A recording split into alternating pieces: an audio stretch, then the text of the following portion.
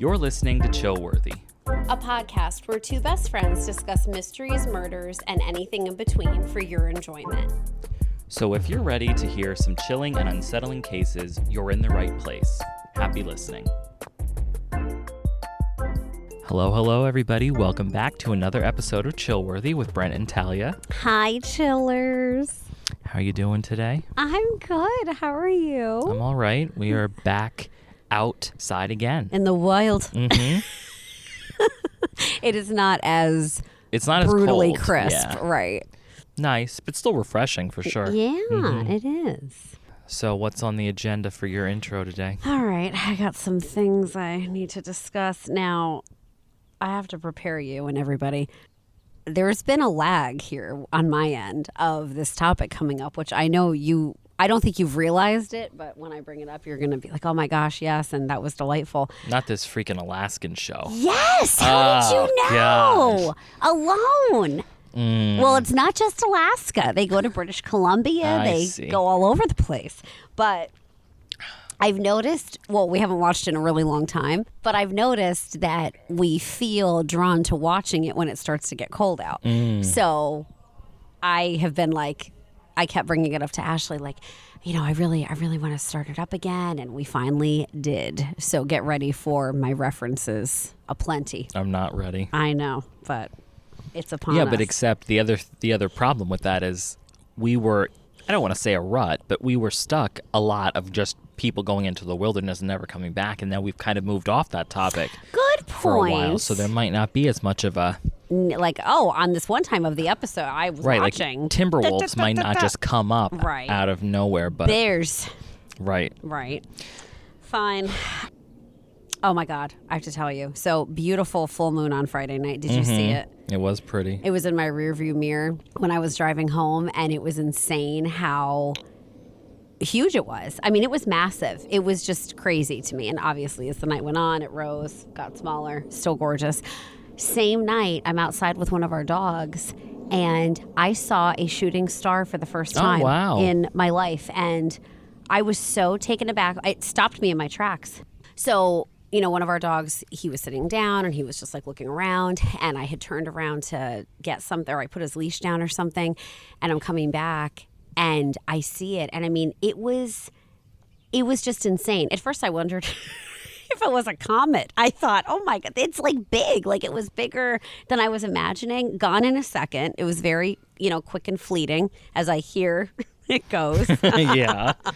But it was so moving. I just stood there with my mouth gaping open in like mid-walk and just... They are pretty to see. I mean, I haven't seen them often either, but I mean... I have never seen one, ever. I think that would be something that would be so nice. And like one of our friends has a place down by the beach. Yes. I've said to him multiple times, I was like, one of these trips, like we should specifically make it a point, more so when it's off season, to take a couple of blankets or just chairs with a blanket if it's cold, but just to sit out on the beach at night and look for whatever the hell's up there, right. Right. Absolutely. Because where he is, it's not commercial. So it's not super bright. There's no boardwalk and stuff. Like, I think that would be beautiful. Exactly. I agree. Get on it, man. Report Beck. Are you reading anything? No. Jumping topics here. Nope. Well, I have updates. Mm-hmm. So the two that I mentioned, I don't know when, recently, Memoirs of an Imaginary Friend. Oh, yeah. Which I don't think I mentioned the authors of any of these, so let me do that because that's disrespectful of me that I had not. So that is by Matthew Dix. Finished it. I will say at the end, it moved up to 4 stars. I thought you were going to say it moved me. No, it did. It did. Okay. It was an interesting perspective. I would recommend it. Not like, the most outstanding book I've ever read, but very interesting concept. It was well written. The end was very moving. And I feel like, so I didn't know there was a mystery going on in the book. And like right after I had given my last update, that was like just starting. That was very well done, but not in like a devastating kind of way. But it was good. It was good. Mm-hmm. Other one that I mentioned, Tell the Wolves I'm Home. That author is Carol Rifka Brunt. That one, stayed at 3 stars. Ending was beautiful. I contemplated 4, but I feel like I wasn't loving the rest of it enough to move it to a 4, like a 4-star rating.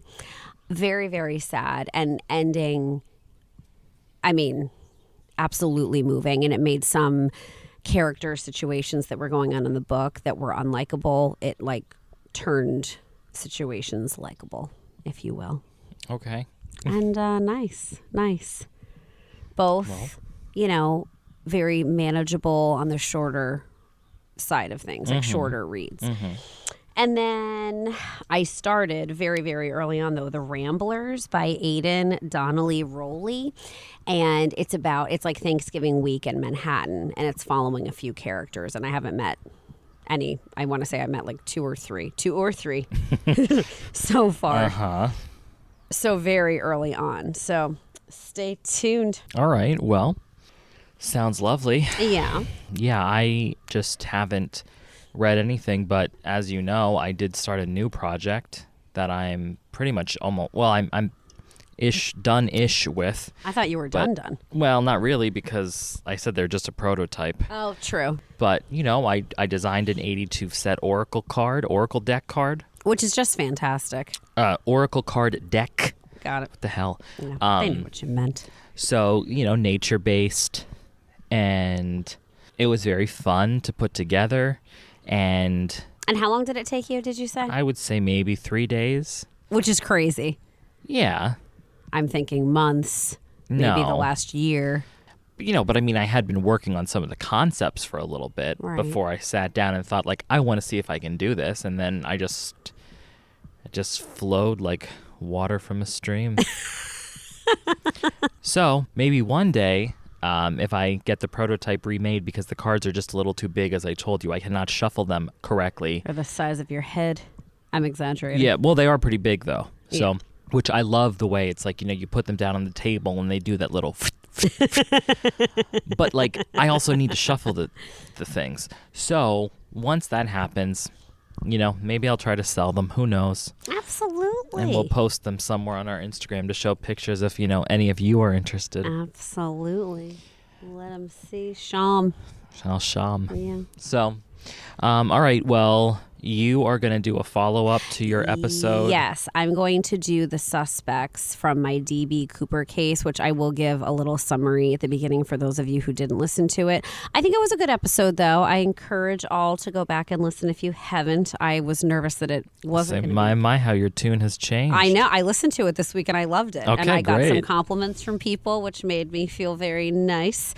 And I feel like my lunacy wasn't as bad as I thought. Of course, your editing is top notch, but I don't think I was as scattered as I originally thought. I have to share a note with you, though. I feel like I should also give that warning that I basically never give any more of. The age of the internet. Don't quote me on all of this. It might be wrong. Do your own research. Absolutely. Okay, I just sent it to you. We're not giving out medical information. Exactly. So for the recap, he went... So no one knows his actual name. It was Dan Cooper on the ticket. He also went by D.B. Cooper, which was sort of this confusion with a journalist who heard incorrectly and it was, whispered down the alley kind of mistake. I will call him Cooper going forward. So he was an unidentified man who hijacked Northwest Orient Airlines, which was a Boeing 727 aircraft. It was Flight 305. And this took place on November 24th, 1971. The flight went from Portland, Oregon to Seattle, Washington. When they were on board the first leg of this journey, Cooper told a flight attendant that he had a bomb and he was demanding $200,000 in ransom, which is equivalent to 1.5 million today. And he also wanted 4 parachutes, and he wanted all of this when they landed in Seattle, which was SeaTac Airport. The question on the passengers, he was fine releasing them, but said he wasn't going to do so until he received all of these items. So he did, follow through with that. Right. They were released once he got everything true to his word. Right. He was a gentleman and a scholar. I was just about to say, which if you listen to the last episode about him, I rave about this man, and I just think he was a delightful soul. He was not trying to scare anyone. He was very sweet. I mean, he absolutely seems like the nicest sport we've come across so far. Yeah, the nicest hijacker, right? Right. So he instructed the crew that he wanted to fly to Mexico City for the second leg, and the refueling stop was going to take place in Reno, Nevada. Mm-hmm. About 30 minutes after taking off from Seattle, he opened the aircraft's door, deployed the staircase, and parachuted into the night. And they were in Washington, southwestern Washington, when he did this. True identity for Cooper, whereabouts, never determined. No one knows if he's alive. Did he survive this? Did he pass away? Imagine if that was your episode. Done. You know? That's all I got, everybody. 45 seconds, like a succinct, Chillworthy episode. Well, that would suck. Of course it would. I'm just saying, imagine. No mumbo jumbo chitter chatter. Bare basics. Okay. In 1980, so like I said, this was what, 1974? No, 1971. Now in 1980, a small portion of the ransom money was found along the banks of the Columbia River in Washington by a child. I forget what his name was. Brian, I think little Brian. Ingram. I kept calling him. Yes, good memory, man. Unfortunately, though, that provided no additional information regarding his identity or his fate. You know, it was still a mystery. And the rest of the money was never recovered. 45 years after the hijacking, FBI maintained an active investigation, built an extensive case file, ultimately did not reach any definitive, conclusions. It was, Right. it remained unsolved. It is the only unsolved case of air piracy in the history of commercial aviation. The FBI speculated that Cooper didn't survive the jump for a few reasons. Am I moving the mic? Is that why you're looking at me like that? Absolutely. I keep having Every to time adjust you're my adjusting those glasses. glasses. But what can I do? I've told you I can't stop. I know I can't stop you. So we are who we are here. I just did it before I spoke. Exactly. Did you catch right. that? That would be what most people would do. But you like to do it absolutely mid-sentence. Maybe I could. All right, let me see here. What was I saying? All right. So the issues were not issues, but the reason the FBI speculated that he probably didn't survive was bad weather. They didn't feel that he, truly had proper skydiving equipment for how massive of a jump this was. I mean, this was pretty wild for what he did. It was wild, yeah. Hanging off the stairs like he did. Right. And the terrain was, it was very dense forest. He had no detailed knowledge of where he was going to be landing. That was a total mystery even to him. The disappearance of the remaining ransom money suggested it was never spent, I do. Right. So in July 2016, FBI officially suspended it as an active investigation. It's obviously unsolved. They will take any information that anyone may have, but they're done. Right. So there were several imitators during the next year, like many copycats. And I'll get to this later on, but basically because of this happening, these planes were like a new, not tool, not machinery, I guess a piece of sort of like an extra bits and bobs were added to these planes to prevent the stairs from being able to be opened like he did during this flight.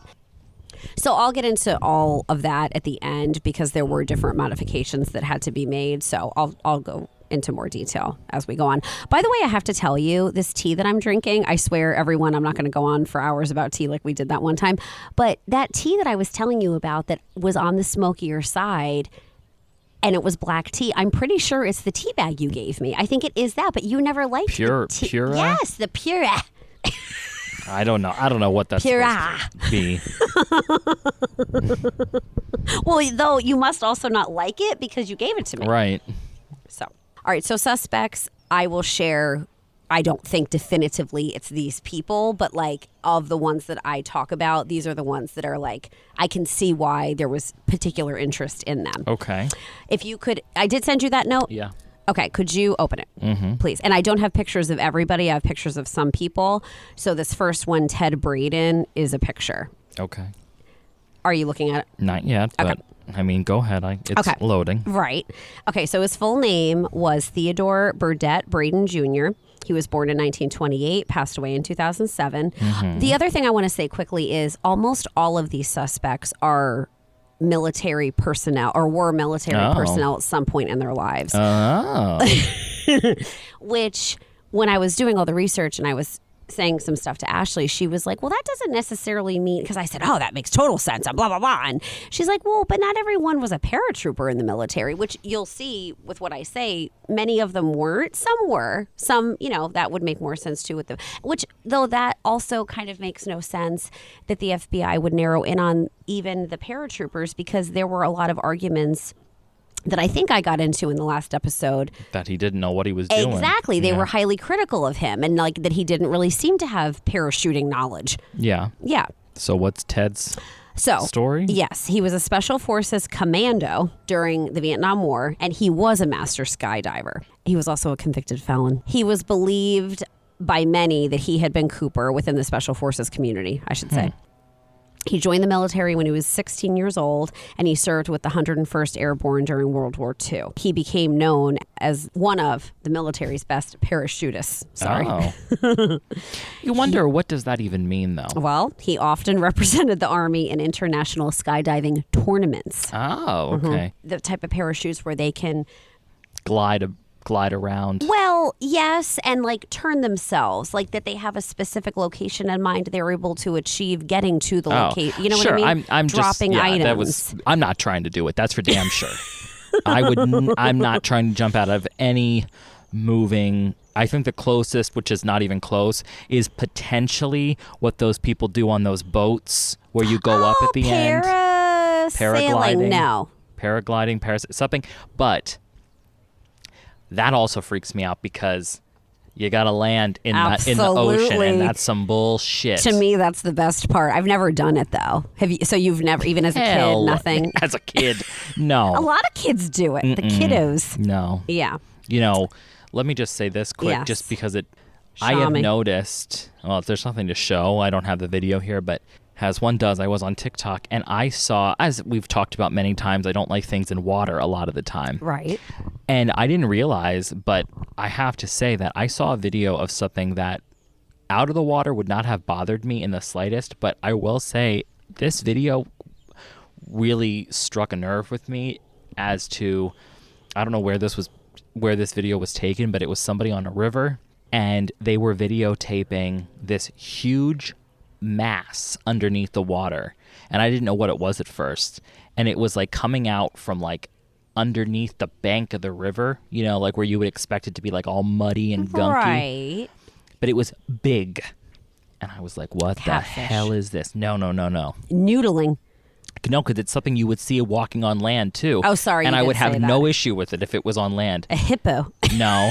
Hippos are freaking scary. Oh my God, that's Ashley's favorite animal. And I will say they never really registered much on my radar, but I think they're adorable. Damn cute. Their little furry ears and whiskies. Monstrous. Yes. Well, their freaking teeth, man. Jeez. Anyway, this was a water buffalo. Oh, wow. Under the surface of the water. And I guess they can hold their breath for a few minutes at a time. The horns and the mass of this water buffalo just kind of like, I don't even know, it was like gliding under the surface, and it looked so ominous, and I was like, oh hell no. And it did eventually swim away, but that's not for me. Well, and I feel like for someone like you that already is a little nervous about what's lurking down cows. In the depths, right? I'm not opposed to a cow. Right, but it's like one more thing to sort of now worry like, about. What are you doing down there? The boat being punctured, or I don't know, man. Oh my God, the horns were so big. It looked like one of those like things from Texas, those longhorn steers. Yeah.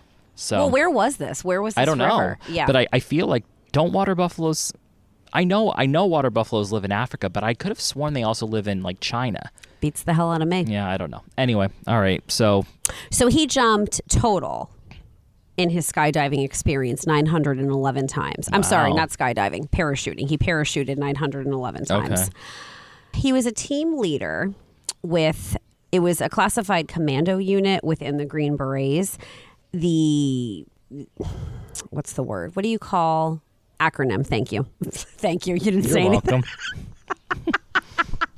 I'm talking to myself. I've hit an all-time low. Okay, it's MACVSOG. Doesn't really roll off the tongue. Military Assistance Command Vietnam Dash Studies and Observations Group. That's exactly what I thought it would stand for. It's as simple as BOGO. What's the one where you make shit yourself at home? DIY? Yes. Something I'll never do in my entire life.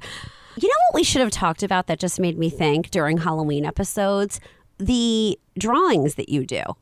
That you did last Halloween and this Halloween. What? I'm serious. Yeah, no. You should have talked about that. Well, let's do it now. Fine. Okay. Sorry to put What do you on wanna the say spot. about it?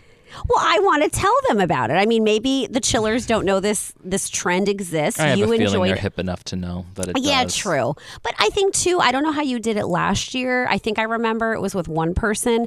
This past year, I think you did it with your family. There were multiple people. And I think that's, I don't know if you were drinking or not, not that drinking has to be No. a thing. But I was going to say that could be like a nice little wine night. Oh, it would be. A It would be. drinking little cocktail situation, nice music, fire. I guess you wouldn't really be outside for this, though, but No. fire inside. But tell them.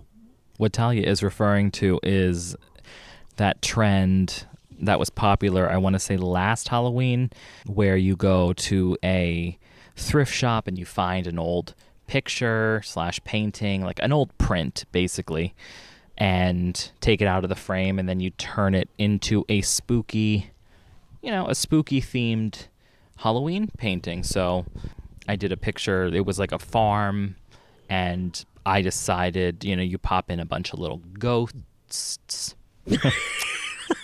Goats and ghosts. Well, there were gooses, That's true. ghosts, and I put like a cauldron, and you just make the leaves look like fallish, and it's like a fun little activity. And I don't disagree. It would be a nice, if you wanted to have like not like a game night, but like a friends night where you had like, I don't know, like you couldn't have too many people because you need workspace.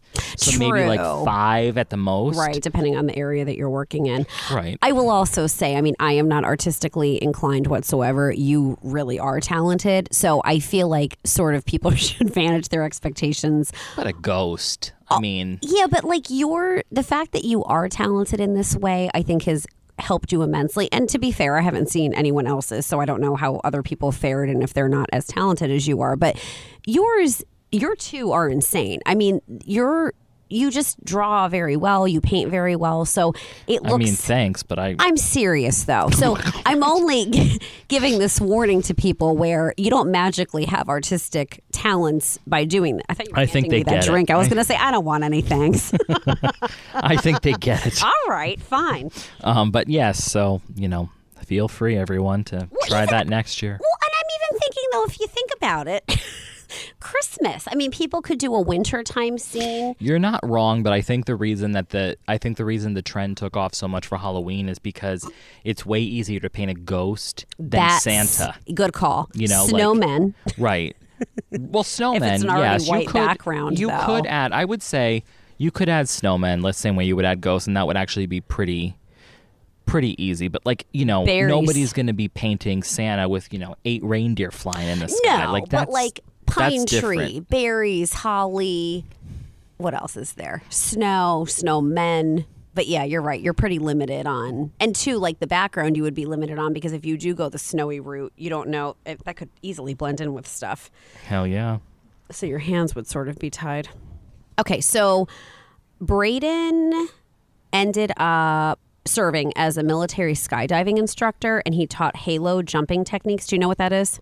I did not. Where they all hold hands? No, but good guess. Fine. Good guess. So halo jumping techniques serve the purpose of being able to deploy troops or supplies into hostile areas quickly and undetected. So they have to be stealthy. Oh. They're dropping in the middle of the night, like something that I keep stuttering in this episode. Something that really, if you think about it, Cooper did. I mean, they were critical of him that he didn't know what he was doing and he's fluttering out there in the night and in this terrible terrain. But if he is someone like this man who literally was an expert in that area, Right. makes you wonder. He spent 23 months in Vietnam and conducted classified operations. In December 1966, he deserted his unit in Vietnam and made his way to the Congo to serve as a soldier there. So he only did that for a brief time before the CIA arrested him and took him back to the U.S. and he was court-martialed. Oh. Yeah. So even though he, committed a capital offense by deserting in wartime, he still got an honorable discharge, but it prohibited him from re-enlisting in the military in exchange for his continued secrecy about that program with the acronym that I mentioned. Mm-hmm. So kind of sad ending. He was profiled in a magazine, though, in October of 1967, where he was described by a fellow Special Forces veteran, saying that he seemed to have a secret death wish. And he, quote, continually places himself in unnecessary danger, but always seemed to get away with it. What the hell? Specifically referring to his disregard for military skydiving safety regulations while he was doing it. He was also, quote, continuously involved in shady deals to make money while in Vietnam. Jeez. So not, I guess, on the up and up. So after his discharge from the military in 1967, the details of his life are largely unknown. At the time of the hijacking, he was a truck driver for Consolidated Freightways. And this was headquartered in Vancouver, Washington, which was just across the Columbia River, which is where the money was found. Oh, so he also apparently stole $250,000. Oh. During a trucking scam in the early 1970s. Well, they like that number. Well, yeah, you're right. Good freaking call. Good freaking call. Same amount. Yes, I was going to say, no, that was 20,000 off. But no, you're freaking right, man. Yeah. No, wasn't it? Yeah, no, you're right. I thought it was, but... He was never charged for this crime, though. In 1980, he was indicted by a federal grand jury for driving an 18-wheeler full of stolen goods from Arizona to Massachusetts. All in all, he kind of kept getting into trouble. He wasn't really on this. Was he a nice man, at least? No one, interestingly, which other people I'll talk about, they do discuss that. He was not known for really being particular. All right, well, then it's not him. Okay. Next. All right. Kenneth Peter Christensen. Hans Christian Andersen. No, not him. Lyle Christensen, a Minnesota native, was watching a documentary on D.B. Cooper. And he said, his brother who had passed away, Kenneth, he said, I think that was him. I think that was my brother. Oddly enough, he tried to convince, I should say, the FBI, as well as movie director Nora Ephron. He wanted her to make a movie about the case. It is a little odd that there hasn't been a movie about this because it's such a unique scenario. Right, the circumstances. You're right. Still odd you're contacting a woman who typically does like romantic comedies. I agree with all that. Yeah. Whatever, man. She declined, by the way. He contacted... And I mean, he has thrown his brother under the bus. Oh, I agree. At least the poor soul is deceased and not alive for it, but right. And his attempts, like, trying to involve the FBI were futile. Talk about sibling rivalry. Yeah, I guess they didn't have a good relationship. Jeez Louise. So the private investigator that the brother hired, this man ended up publishing a book in 2010 that postulated that he was the hijacker. The next year, History Channel had a series that focused on this as well and went over the circumstances, or I should say the circumstantial evidence that made it sound like Kenneth could have possibly been DB. So he served in the Army in 1944. He was trained as a paratrooper. World War II had ended by the time he was deployed in 1945. He made occasional training jumps while stationed in Japan in the late 1940s. So he ended up, after he left the Army, he joined Northwest Orient Airlines in 1954 as a laborer. And he was stationed in the Aleutians. Do you know where that is? The Aleutian Islands? Right. It sounds so familiar, but I don't know where it is. Yeah, I don't know why I even know the name, but I know it. Yeah. He became a flight attendant eventually. Okay. Then a purser, which I did not know what that was, and apparently it's somebody who handles all the money on board. Fascinating. On a ship, I should say. Yeah. So there were some similarities, but I think they're pretty weak. He smoked. So did the hijacker. He had a fondness for bourbon. So did the hijacker. So do I. Right. I mean, I wasn't alive then, but He was 45 years old at the time of the hijacking. He was shorter and thinner than eyewitness descriptions of Cooper, so that didn't match. Stewardess Florence, remember I talked about her? Yeah. She told an author that based off the photos of this man, it did fit her memory of the hijacker's appearance more closely than those of other suspects that she was shown, but still she did not feel conclusively she could say like, yes, oh my gosh, that's him. Mm-hmm. So that's pretty much it. The FBI continues to maintain there's no way he could ever be considered a prime suspect. They felt that the eyewitness physical descriptions just weren't strong enough, and there was a complete absence of direct incriminating evidence. So not to be. The brother, I think, was just a bit of a loosey-goosey, if you will. He had an axe to grind. Yeah, but again, the man was deceased. I mean, leave him be. Look. You know?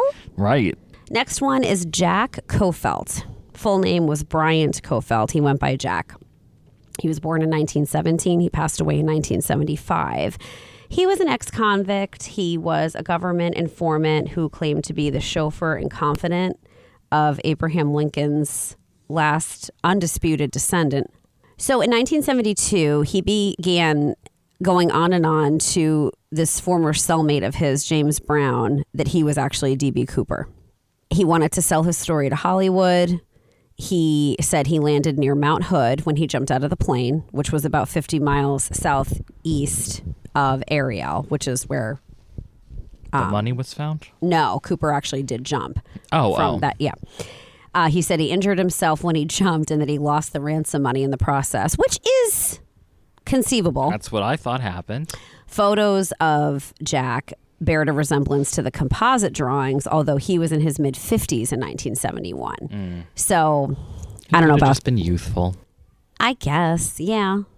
He was reportedly in Portland, though, on the day of the hijacking, and he did sustain leg injuries around that time, which would have been consistent with a skydiving mishap. His account was reviewed by the FBI, but they concluded it differed in... There were just multiple details that were not right and did not seem to be credible whatsoever, and they felt that it was fabricated. The inmate who Jack shared his story with, and he, made this big admission to, continued to try to peddle his story long after Jack died in 1975. Lynn Doyle Cooper, who went by L.D. Cooper. Ooh. Right. He was born in 1931, passed away in 1999. He was a leather worker and a Korean War veteran. He was another family member throwing somebody under a bus. His niece, Marla Cooper, proposed he was a suspect in July 2011, again after he had passed away. As an 8-year-old girl, she recalled her and another uncle talking about that he was planning something very mischievous involving the use of, quote, expensive walkie-talkies. And this all took place at her grandmother's house, which was in Sisters, Oregon, which was 150 miles away from Portland. The very next day was the hijacking. How she knows, even remembers this from age 8. Don't you find that odd? I have some pretty strong childhood memories, but I guess that's kind of another point to sort of focus on, is that it struck her enough that she's remembering it decades later. I guess, but what walkie-talkies is he talking about? I thought of that too. There was nothing the day of that doesn't line up whatsoever. Unless he did have something and nobody knew about it or nobody discussed it, but he was pretty, I feel like, open with that crew. Yeah. So Lynn, or I should say LD, was turkey hunting at the time. So he came home wearing a bloody shirt, he said, as a result of an auto accident. The niece claims that her parents eventually became pretty solid in their thinking that he was the hijacker as the years went on.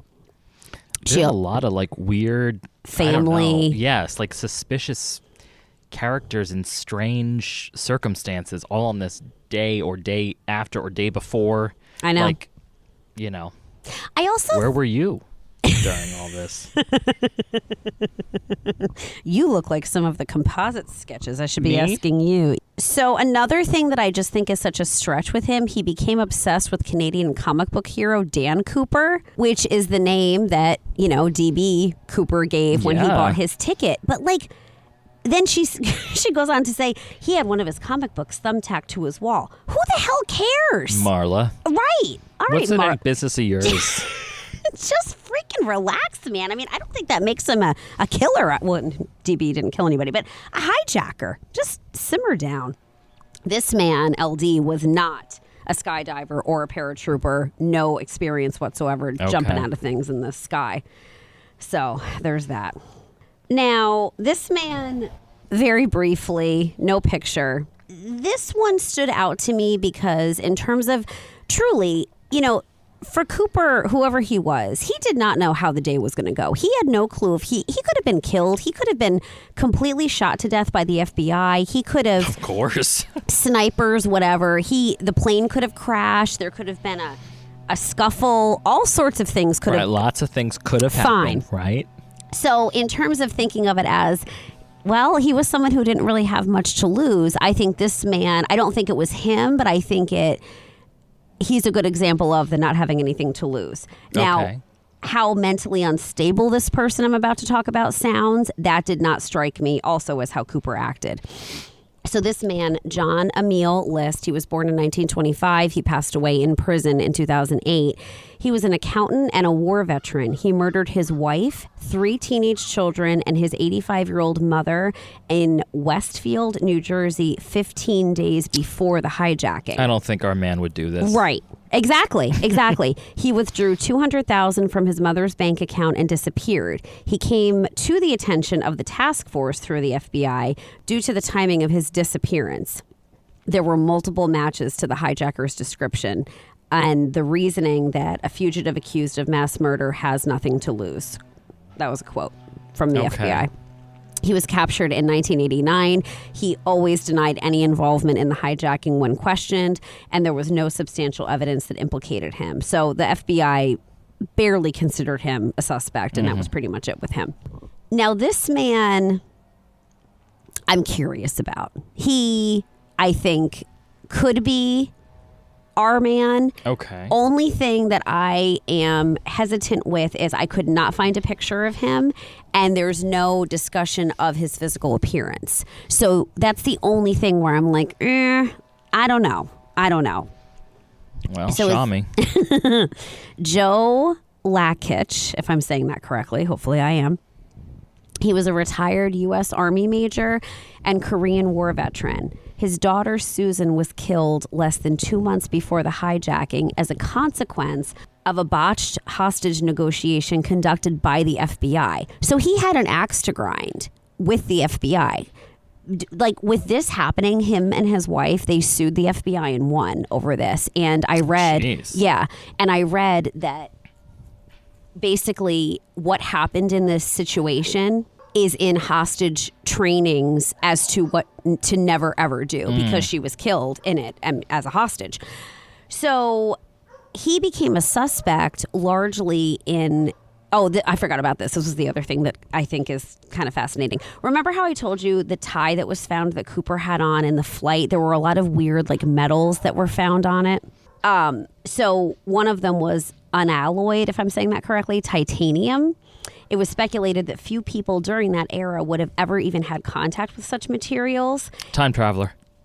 Oh, like where your head's at.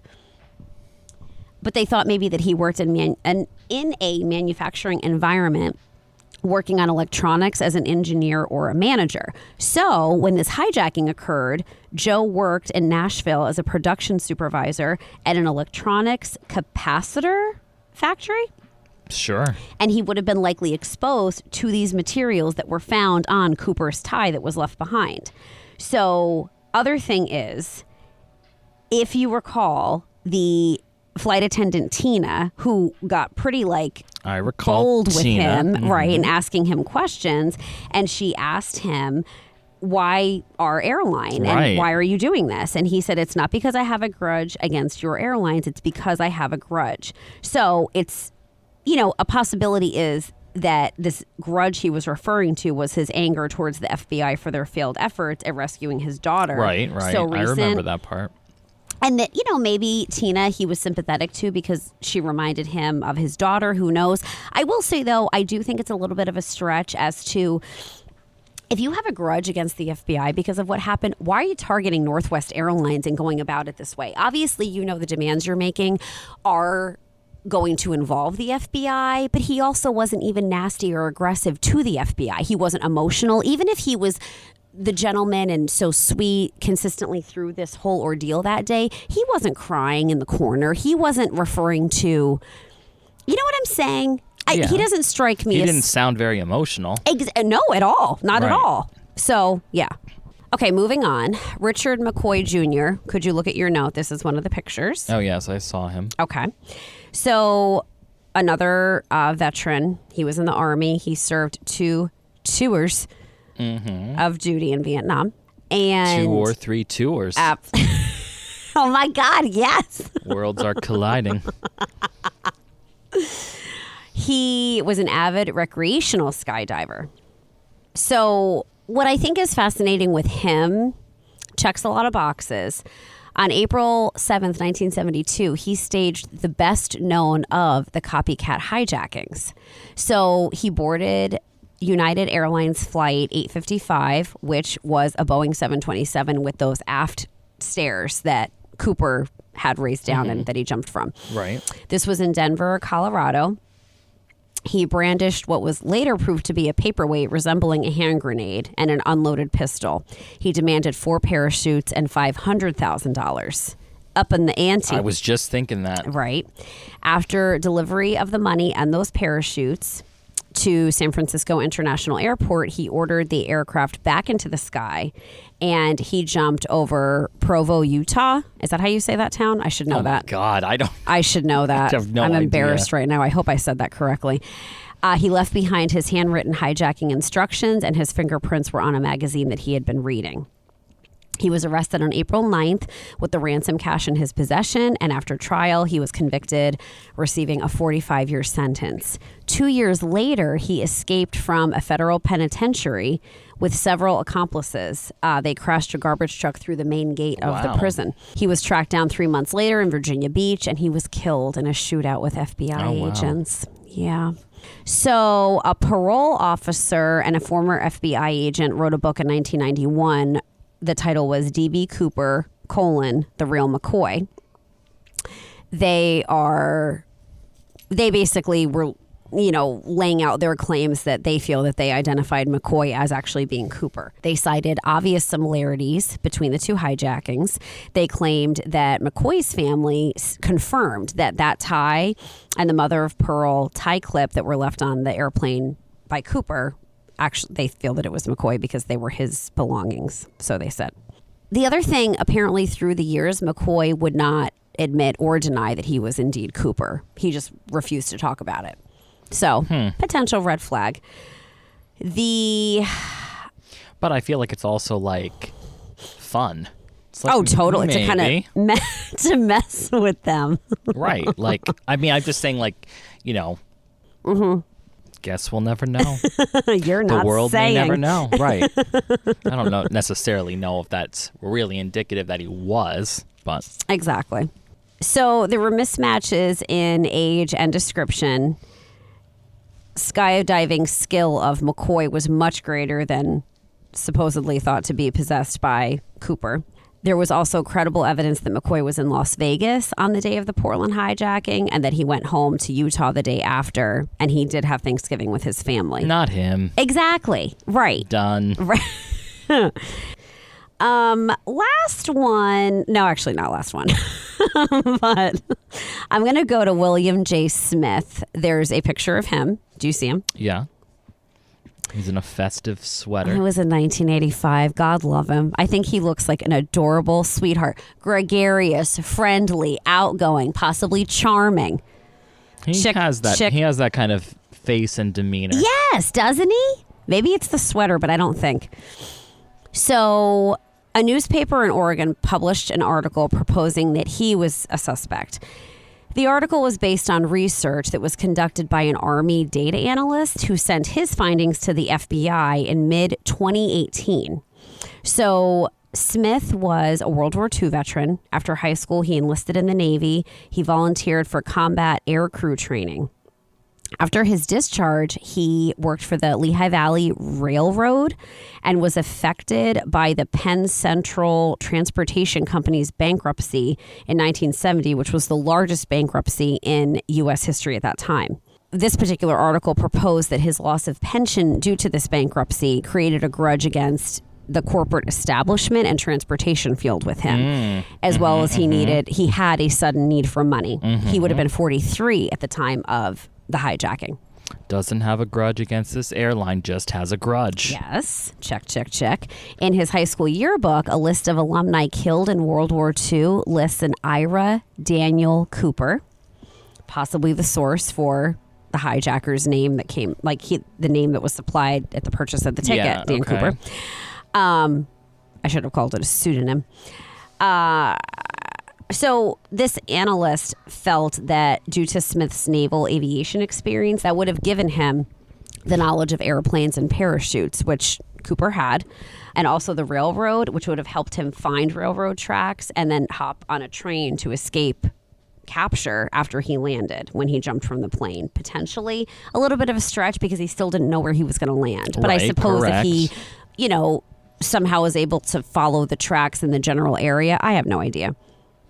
Other thing is, aluminum spiral chips were found on the clip-on tie, could have come from a locomotive maintenance facility. Smith's information about the Seattle area might have come from his close friend, Dan Clare, who was stationed at Fort Lewis during the war. So, interesting, I think. I mean, yeah. There was also a picture mentioned in an article that showed him back when he worked on this railroad, and they made mention that they felt that there was a, quote, remarkable resemblance to Cooper among the FBI sketches, like from when he was younger. So, interesting. Lots of potentials out there. I don't know, yeah. This one is another one where a family is kind of throwing someone under a bus, where I just sort of feel like, what are you doing? So Dwayne Weber, born 1924, passed away in 1995, another Army veteran. He served in World War II. He served time in at least 6 prisons from 1945 to 1968 for burglary and forgery. So he was proposed as a suspect of the hijacking by his widow, Jo. Oh. Yeah. She claims it was a deathbed confession. 3 days before he died in 1995, he told her, "I am Dan Cooper." The name meant absolutely nothing to her. So months later, she's telling a friend about this.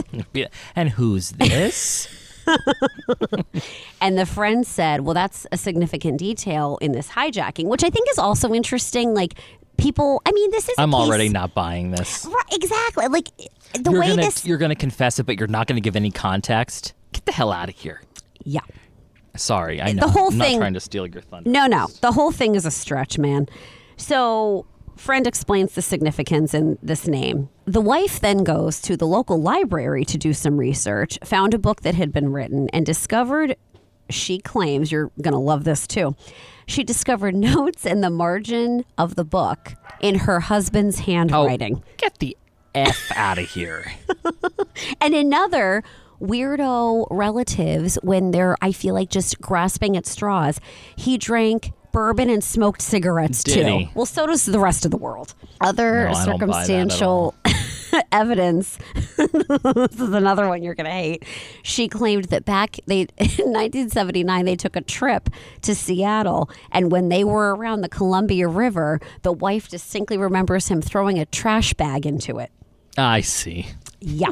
He was eliminated Sure. as an active suspect in July of 98 when his fingerprints did not match any of those processed in the hijacked plane. And she didn't think to say, hey, Bob, why are you littering? She didn't think to bother to ask him that while he was throwing it into the river. Like, get the hell out of here. And such a huge piece, like a garbage bag, and they're on this trip. I mean, none of it made sense. So, You know, I feel like if you have all of this money that you don't want to be traced back to you, don't you think you could do something like take it all? Well, I don't know. I guess that doesn't. You could, because you could lose so much of it. But I was gonna say, like, take it all to a casino.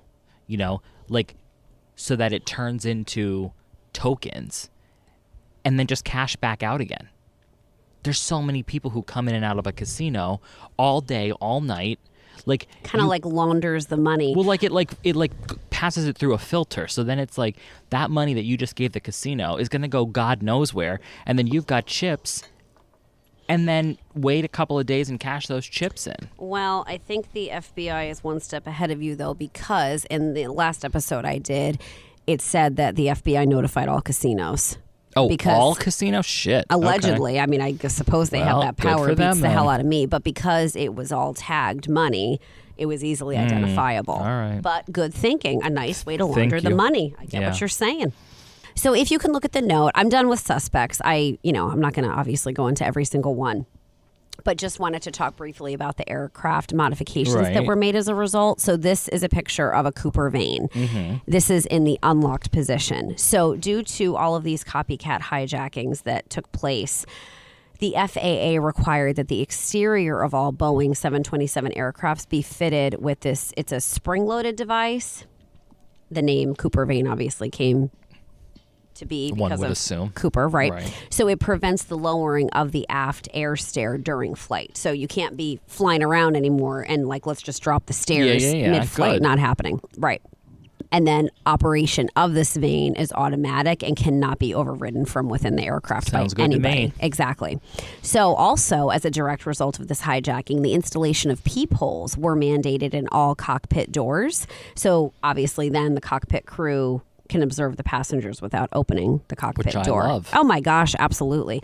We were recently on a plane and I was watching, and if anyone is listening who is a flight attendant or a pilot, please, let us know what the deal is here. But I was trying to figure out what was going on. There was a point where the pilot came out to use the bathroom. One of the flight attendants went into the cockpit while he was doing this. And there was they were using the phone prior to him coming out. The flight attendant, I didn't hear her phone ring, but I suppose she got a call or something. She got notified somehow. So she's on the phone, hangs up, pilot comes out.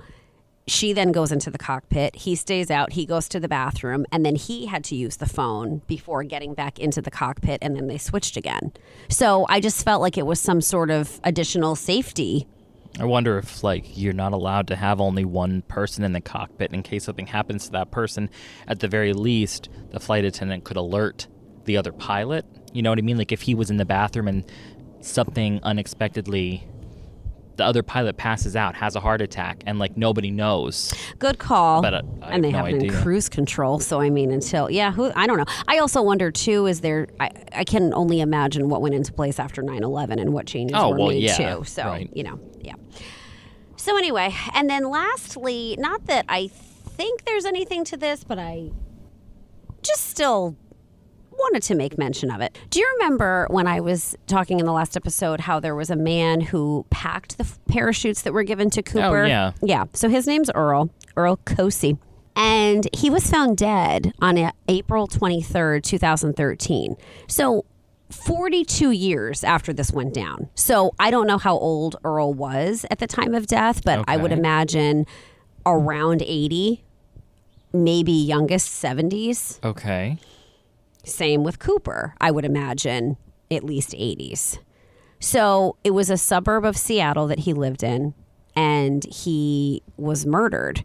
The perpetrator remains unknown. The death was ruled homicide due to blunt force trauma to the head.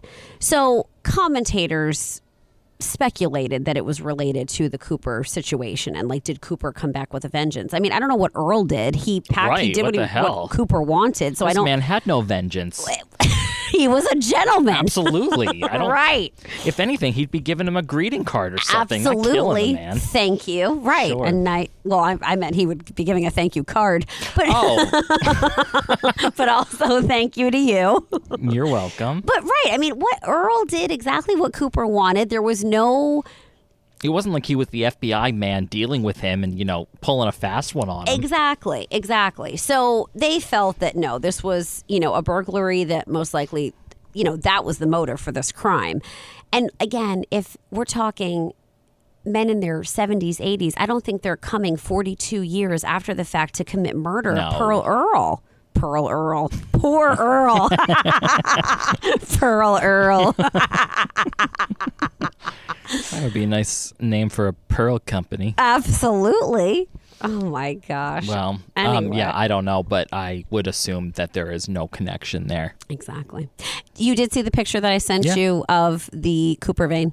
Yeah, Not that it's on that my screen right now. terribly stimulating, but No, I just it's wanted to certainly make not, but sure I that. see it. But though, I will say, imagining this like crazy contraption that they have in place, it looks like a nut and a bolt situation that they have it just over. Yeah. You can't make it budge. There's nothing mechanical making it budge. Someone just moved it into place, and those stairs are not coming down, and that's that. Right. Or they could just be lying about the whole thing. That's also true. Why not? So there aren't more DB Coopers pulling shenanigans. Yeah, well, I would just like to say that I hope that if he did pass away during his jump, I hope it was quick. I hope he didn't suffer. I hope he didn't drown. I hope it wasn't anything awful. And, I wish him well. I'm imagining a scenario in like Silence of the Lambs, how Hannibal calls Clarice, I don't know what country he's in, where he like escapes to, and he's just kind of living his life, and Right. he seems happy as a clam. It seems like this lovely tropical I don't know. I would say, right? Wasn't it like tropical? I don't even remember. And I hope it was that kind of a thing where he just wanted to be left alone. He was able to live in peace after that. He obviously didn't get all of his money. The fact that the money was scattered does make me think something possibly not great happened. Like I can't imagine he dropped it while he was parachuting down. Like I feel like he I don't maybe think did. that's out of the realm of possibility. I guess. Parachuting down in the middle of the night, But I mean, he could fleeing have a been plane. impaled by a tree or something, or Yeah. I just hope he found peace. Well, once again, the world may never know, but they might. You're right. Weirder things have happened, and So- maybe it will come up years later that it's somehow solved. But I just wish him all the best if he's listening. Maybe Wouldn't that he is. be wild? Oh my God. You're like, oh, here's a new podcast about me. Let's listen to these clowns and see what they're saying. Well, we hope we did you proud, sir. Yes. All right. Well, I mean, thank you for, a kind of an unexpected two-parter, I guess. Yes. We didn't really commit to the two-parter, No. but it turned into it. So Right. thank you for going down those list of people. Absolutely. And, it's something. It sure is. So, It's a national mystery. and I think it's a nice mystery, to be honest. I do too. I love that nobody was hurt or killed. Well, Right, he probably was, which Yeah. breaks my heart. I But was going to say, it's not like a gruesome No. mystery or anything. It's just kind of like, what happened? right. And no one needed to be nasty. Can't we all just get along, man? They proved that you can do that. They all did. The crew, Cooper, everybody. Yeah. Very nice. They So- asked him if he wanted to talk. He said, no, thank you. And they respected it. But they did. They did. Right. Probably for the benefit of keeping the crew alive. Yeah, but, of course. Right. Any parting words? Oh, come on, man. I never do. Maybe I'll Okay. surprise you next time. I got to think of something. I Maybe hope I'll tell not. a joke. Ooh, I hate jokes. Do you have anything you want to say? I don't think so. All right. But thank you for checking. And Absolutely. as always, everybody, we hope that you enjoyed today's episode. A little bit less on the mysterious side, I guess, but more of a follow-up. And, like we've said before, please feel free to reach out to us. We have gotten actually some interactions, and we just like to know that we're being heard, I'd like to say. Absolutely. And So- please also feel free to point out when we're wrong. Well, just be nice, though. Try not to hurt our feelings. All right, well, thank you, everybody. I hope you have a great day. And as always, Stay safe. and stay chill. Bye. Bye, everyone. You've just listened to Chillworthy. Thank you for joining us on this latest episode. While we strive to keep our discussions engaging and lighthearted, we also wanted to take a moment to acknowledge the real lives and events that are at the heart of these stories. We try to approach each topic with a sense of curiosity and respect, fully aware of the impact these events have had on the individuals and their loved ones. Our goal is to honor their memories by keeping their stories alive and shedding light on the mysteries that surround them. If you enjoyed this episode, please remember to subscribe, rate, and leave a review, and don't forget to join us on the next episode of Chillworthy.